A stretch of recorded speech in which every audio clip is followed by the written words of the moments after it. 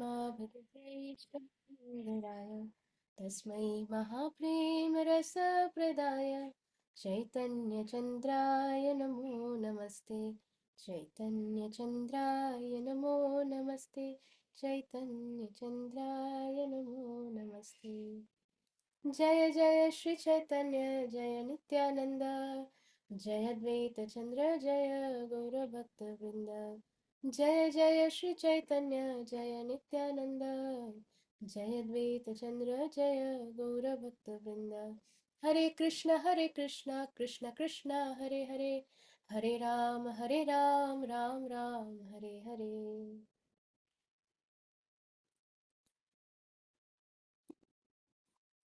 So we read the 10 offenses of chanting the holy name yesterday, and therefore one should avoid these 10 offenses to the holy name. One who avoids these 10 offenses against the holy name will very, very quickly receive love of God, Krishna Prem. The 12th principle in the execution of devotional service is that one should avoid the association of unholy non-devotees. Asat Sanga Tyag Ei Vaishnav Achar. Mahaprabhu is again and again giving the same instruction that one has to avoid the association of unholy non-devotees. Unholy non-devotees. There may be people who are innocent, who are non-devotees. Um, they have not been awakened in the devotional service. They are not engaged in devotional service because they have never come across a devotee. They have not received that mercy yet. But if their heart is clean, if their mind is open, if they are innocent, then they will be ready to accept this from a devotee. But who are these unholy non-devotees? Those persons who are not ready to accept the instructions of Lord Krishna. Those who are not ready to accept Lord Krishna or the Supreme Personality of Godhead. So such people are unholy non-devotees, and their association should be strictly avoided. 13th principle, one should not attempt to have many disciples. 14th principle, one should not take the trouble to understand many books or to understand partially any particular book, and one should avoid discussing different doctrines. We should not go into debates and arguments and discussions and sitting around people, scholarly people. Then there are many people who want to read many books to gain knowledge, uh, to come across as scholarly people, or they are just by nature they are very curious, so they want to read this book and that Vedanta Sutra and that Puran. And so here Mahaprabhu is saying this, one should not take the trouble to understand many books. In Bhagavad Gita, as it is clearly written that whatever is there in all the Ved Shastra, in all the Puran, that essence is already present in Bhagavad Gita as it is. In fact, not only the essence of all the other scriptures are present in Bhagavad Gita as it is, but there is more than that also. There are certain things present in given in Bhagavad Gita, the instructions by Lord Krishna, that are not present in any other scriptures, clearly mentioned. But there are many people, so-called pseudo devotees, so-called pseudo uh, they call themselves very high level devotees. They say that no, Bhagavad Gita is for the neophytes, Bhagavad Gita is for the basic nursery students in this devotional practice, those who are practicing transcendental um, these transcendental studies and all. Bhagavad Gita is the basic book. No, Bhagavad Gita is not the basic book. It is, every essence is there in Bhagavad Gita as it is. So Mahaprabhu is clearly saying that one should not take the trouble to understand many books. Just study the books that our acharyas have clearly mentioned, that these are the books that one should study. Srila Prabhupada has clearly said that one should start studying from Bhagavad Gita. One should continuously keep studying Bhagavad Gita. One should study Srimad Bhagavatam. Prabhupada did not name 100 books that you should study these books and those books. The same thing is coming from Mahaprabhu. Or to understand partially any particular book. So somebody reading a book and they have not tried to understand it properly. They are not properly studying it. It is just partially understood and then they start their own commentary on it. That should not be done. So one should try to fully and properly study and understand the particular books that is advised by the spiritual master, by our acharyas, and we should study the books under the in the association of bona fide devotees coming in the bona fide parampara, the parampara we belong to. In that parampara, in devotees coming under that parampara who share the same like-mindedness, we should only sit in that association and try to understand the various books that are advised by our acharyas, that is advised by our spiritual master. One should avoid discussing different doctrines. 15th, one should be equipoised both in gain and in loss. So sometimes I was listening from my spiritual master this morning, just today morning, in the class I was listening. So Guru Maharaj is saying that there was one devotee, uh, Srila Prabhupada's disciple at that time. So he came into Krishna consciousness, and then suddenly his father passes away, and his father's entire property and everything that was there, automatically he becomes an heir to all of that. And then he becomes so happy, so overwhelmed that, oh wow, see, now I'm practicing Krishna consciousness, and therefore first I was going through so much trouble, I did not have anything, no material gains, nothing, and I was suffering, going through so many pains and troubles. But now, because I'm practicing Krishna consciousness, so Krishna has given me so much, no, or so much material gain. So he became so overwhelmed that he left Krishna consciousness and he started to enjoy all that money that he gained. And then he was enjoying. And one fine day, all of that property and the money and the wealth, everything that he had acquired after some years, everything got over, came back to zero again. So this person who had left Krishna consciousness for all these years, he again came back to Krishna consciousness. So Hare Krishna. So what is being advised here is that one should be equipoised both in gain and in loss. We should not lose all our hope just because we have lost something or we have lost many things. And we should not become hopeless that, oh, I'm doing this Krishna consciousness, but I'm losing everything. Krishna is hopeless, Krishna consciousness is hopeless. No, we will be tested. Maya will test us. Krishna consciousness or devotional service is not meant for those people who have ulterior motives, and therefore Maya's work is to keep the strainer ready, so that all these ulterior motived so-called devotees, they get caught up in that strain, and only the purest, those who have no ulterior motive but just want to serve Krishna without any duplicity, only they can pass through that strain. And it is a very, very strict, stringent strain that Maya is going to put forth. So Maya Devi knows which devotee has which crack. Just like in a flower vase, in a earthen vase, there may be a crack, but the crack may be so subtle, so thin that with our naked eyes we may not be able to immediately even see it. So for a devotee who is very serious, very sincere, may have some slight crack, because everybody has anarthas, everybody has some or the other, because we all are coming with our baggages of our past birth.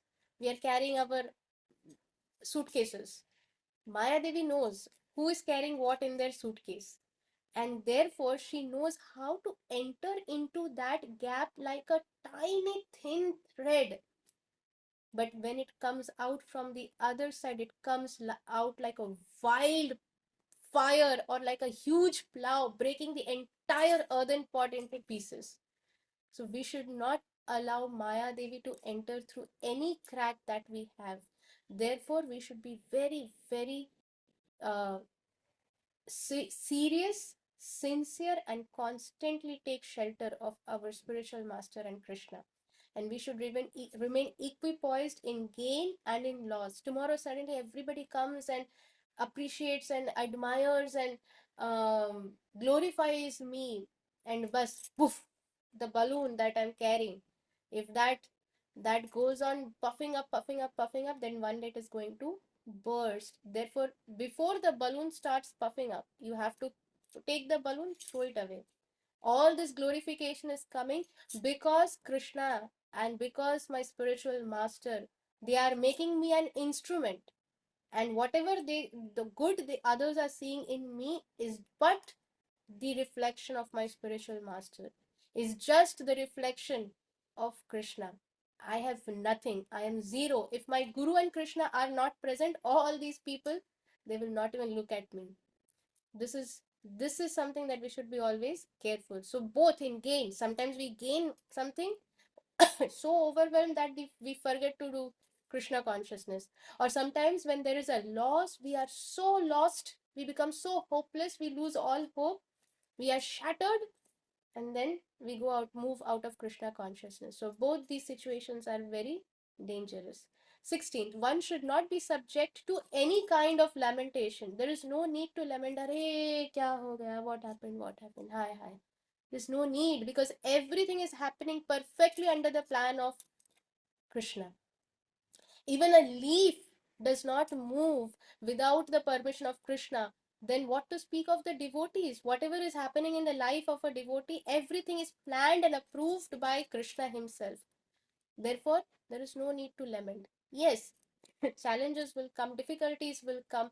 We have emotions, so there's emotions outburst will be there. But when somebody is in Krishna consciousness, when somebody is in the association of good devotees, serious devotees, sincere devotees, then everything is automatically taken care by Krishna, by the devotees. In Vaishnav association, there is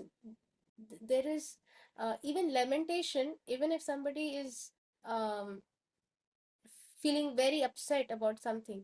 In the association of Vaishnavas, the environment becomes so blissful that all lamentation runs away. Therefore, there's a song, and our Guru Maharaj often sings this. আনন্দের সীমা নাই, নিরানন্দ দূরে যাবে আনন্দের সীমা নাই, which means that there is no end to the bliss that one feels in Krishna consciousness. And nirananda means unhappiness or sadness or distress. Dure jai will run far away. And anand means bliss, not happiness. It is beyond happiness. Bliss. Shima nai. Sima means boundary or limit. There is no limit to the bliss that one can feel in this Krishna consciousness. So one should not be subject to any kind of lamentation. 17. One should not disrespect the demigods or other scriptures. Many times when we are new to this Krishna consciousness, sometimes we become fanatics. Oh, Krishna, Krishna, Krishna. Oh, somebody is doing Shiv puja of Lord Shiva or Mother Parvati or something. Ah, cha cha cha cha cha. So, so we should understand that these demigods, they are all servants of the Supreme Lord Krishna, and they are very dear to Lord Krishna. They are given this special position to serve in these different departments under Lord Krishna. So we should never disrespect the demigods. We should always respect the demigods and other scriptures. We should never disrespect other scriptures. In fact, a devotee, what to speak of disrespecting demigods and other scriptures? A devotee is respectful to all the jivatmas, even the plants, the grass, the trees. What to speak of animals and other insects? And then what to speak of humans? What to speak of demigods and other scriptures? Therefore, 17. One should not disrespect the demigods or other scriptures. 18th, one should not tolerate blasphemy against the Supreme Lord or his devotees. It is said that if somebody is criticizing the Supreme Lord or is criticizing the pure devotees of the Supreme Lord, then either you should, based on Shastra, if you have that knowledge, based on Shastra, um, uh, you um, you speak based on Shastra and you shut that person up. If that is not possible, you should simply leave from there. Just get up and leave from there, because we are not yet qualified, or we have not put sufficient efforts to understand the Shastras. We have been, uh, because of our misqualification, or what to say, low qualification, we are still not there where we can stand for the Supreme Lord or for his devotees. Therefore, just put our head down and move out of there so that we don't hear it. And to explain the intensity of how dangerous it is to tolerate the blasphemy against Supreme Lord or his devotees, how dangerous it is, Mahaprabhu even says that if none of this is possible, then one should just commit suicide. So this is to explain that one should not tolerate blasphemy against the Supreme Lord or his devotees. That is how much strict one should be.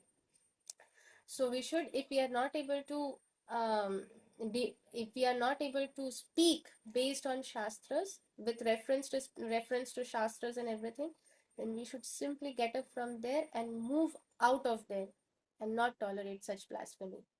19th, one should avoid ordinary topics of novels and fiction, but there is no injunction that one should avoid hearing ordinary news. Just see to what extent, to what level Mahaprabhu has given these points. One should avoid ordinary topics of novels and fiction. A lot of time people discuss about certain movies in so much detail. For days they will speak about such certain movies, that oh, this movie, how it has been made, oh, that scene, oh, that acting, so and so person, or some novels, some these novels that are there these days. People will discuss in so much depth about them. They will fantasize that, wow, this author has written so beautifully. So one should avoid such ordinary topics. And again, it is also mentioned that there is no injunction that one should avoid hearing ordinary news. So the news that is there, if somebody needs to be updated, that is one thing. But being again overwhelmed and over attached, constantly listening to news, constantly being, if some accident has happened or some terrorist activity has happened and somebody is constantly glued to the news, that is a different thing. But for personal awareness, being aware, because many times these things are also helpful when somebody can understand the connections between what Krishna is saying and what is happening in these days. So for whatever reason, if somebody needs to be in touch with ordinary news, then that such a thing is not mentioned, that yeah, one should strictly avoid hearing such news. So that injunction is not given. But this injunction is definitely given, that ordinary topics of novels and fiction, something that is not true. Fiction means something that is not true, that is simply based on some whimsical creative ideas, mundane creative ideas. So that should be strictly avoided. 20. One should not give any trouble to any living creature, even a small bug. So one should not give any trouble to any living creature. We should not become the cause of pain for another living creature. So we'll pause here, and Krishna willing, we'll again continue reading tomorrow. So now we are every day. These are all very, very important topics. So please, if you have to, please make your notes and um, please refer to them, because these are all very, very important points that now we are going through. So thank you very much, dear devotees, for your kind association. वाञ्छाकल्पतरुभ्यश्च कृपासिन्धुभ्यैव च पतितानां पावनेभ्यो वैष्णवेभ्यो नमो नमः। अनंत कोटि वैष्णव वृंद की जय। श्रील जय पताका Jai. की जय। जगद्गुरु श्रील प्रभुपाद की जय। श्रील कृष्णदास कविराज गोस्वामी महाराज की जय। जय चरितामृत की जय। टीचिंग्स ऑफ लॉर्ड जय चैतन्य बुक की जय। जय कोटि वैष्णव वृंद की जय। निताई गौर जय प्रेमानंदे हरि हरि बोल। बोल।